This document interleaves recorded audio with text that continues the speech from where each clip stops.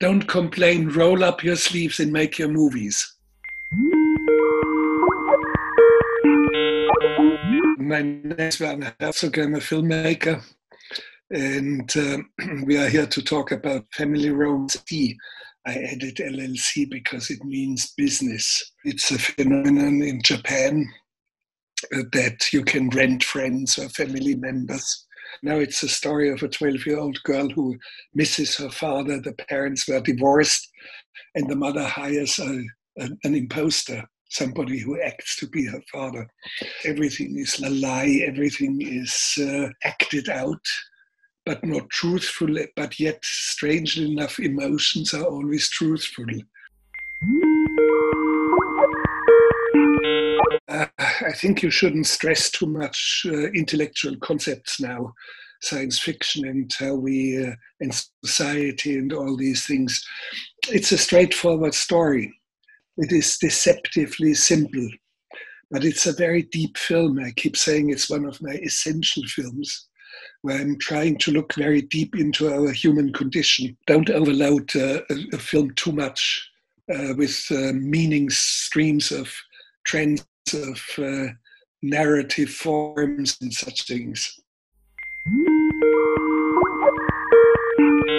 Because a former student of mine, of my rogue film schools, he came to me about a phenomenon in Japan, about family romance. Sometimes projects come at me, but it was not my project. His name is Rock Morin. I said, Rock, you have to start tomorrow, make a film. And he didn't really feel completely ready to do that. So I said, Rock, it has to be done. Can I do it then? You're asking too much from me. I'm only a filmmaker. But of course, I've always been curious about the human condition. And this is why I have made a whole series of prisoners on death row waiting for their execution. And because of this, I have made The Enigma of Caspar Hauser, or Agere, and Grizzly Man. And in a way, the worldview of all my films can be recognized. The subjects are very, very different, very distinctive. But if you did not know who made the film, within a minute you would know that I must have made it. There's a worldview that connects them, and also the curiosity about looking deep into the abysses and recesses of our soul. Bruno S., who is a leading character in The Enigma of Caspar Hauser and also in Stróžec. You see, I have worked with the finest of the actors, Christian Bale and Nicolas Cage, Nicole Kidman, but nobody has his depth, his radiation of tragedy. I've worked with the greatest, but he was in a separate league. Well, shooting is always pretty mad, particularly when you don't have enough money. And in 70-something films, I've only had 2 or 3 films I had enough money. All the rest was a nightmare of making a film and cutting down shooting days and cutting down crew. You see, for example, Family Romance was shot in only 14 days, and it was shot with a crew of 2 or 3. And it was shot with no money, or very little money. The entire amount of footage that I shot was 350 minutes. You see, a Hollywood company shoots 25 hours a day in a feature film with multiple cameras. Oh. Agere, the Wrath of God. Agere, the Wrath of God was shot with 10 hours of raw stock celluloid. And Agere was shot with a grand total budget of 340,000 euros. That was more, about 5 million euros I shot the film 1.5 times because my leading actor, after I was halfway through the film, Jason Robards, became ill, and we had to send him back to the United States, and his doctors wouldn't allow him to continue going back to the jungle. So I had to start all over again with a new actor. Mick Jagger of the Rolling Stones was one of the leading actors in the first round, but he had a stop date. He had to go to a world tour of the Rolling Stones at that time. So you have to make a film better than everything expected, better than the circumstances would allow. So you have to be the lion tamer of the chaotic events, and there were enough chaotic events.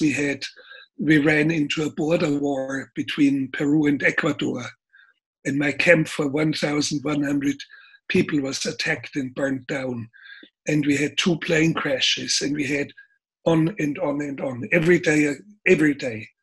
You have to keep the integrity of the film completely out of the ongoing catastrophes around it. I'm convinced that my prose will live longer than my films. Normally books have intrinsically a fairly long life.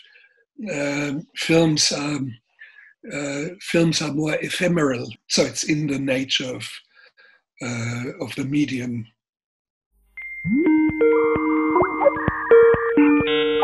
I do not watch many movies. I've never been a big moviegoer.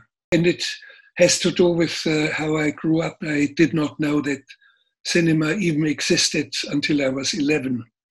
And I always had the feeling later, when I was 14, 15, 16, I knew I had to make films, but I always had the feeling I was the one who had to invent cinema to some degree. So it's strange until today, after so many battles, after so many films, I still have the feeling I'm the inventor of cinema.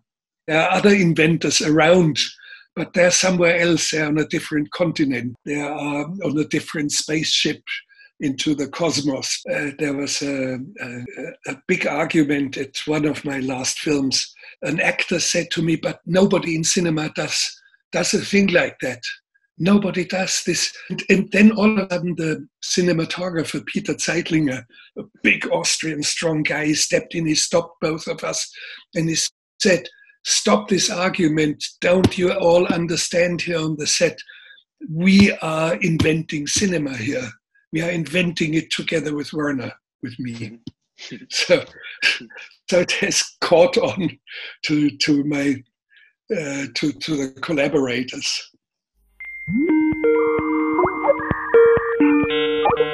There are only 2.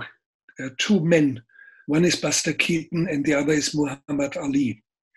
And the tragedy of the silence of both, much more than movies, they influence my heart, my soul.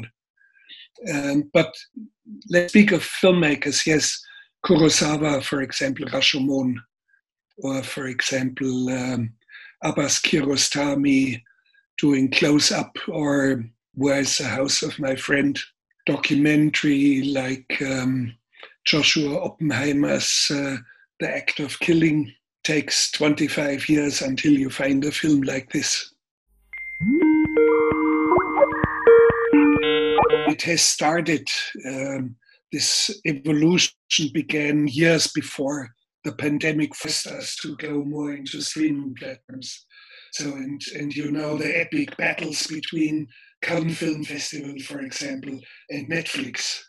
So, but we all know where the trends are going, because audiences is not just an industry that's coming up. It is also audiences. Of course, it's a new form, and it's in its infancy. It will improve. We'll probably have a different culture of seeing movies. You can film a feature film for theaters with very small, unobtrusive, very high caliber digital cameras, which I did. And the film was done faster than you could imagine. That's what it is, and I'm not nostalgic. I'm still a man of celluloid deep in my heart. But I see what is. I see the necessities. I see what is happening. Oh, of course it is worth it. It can't get any better. It's the most wonderful tool that we have. That we have cameras, and we have now.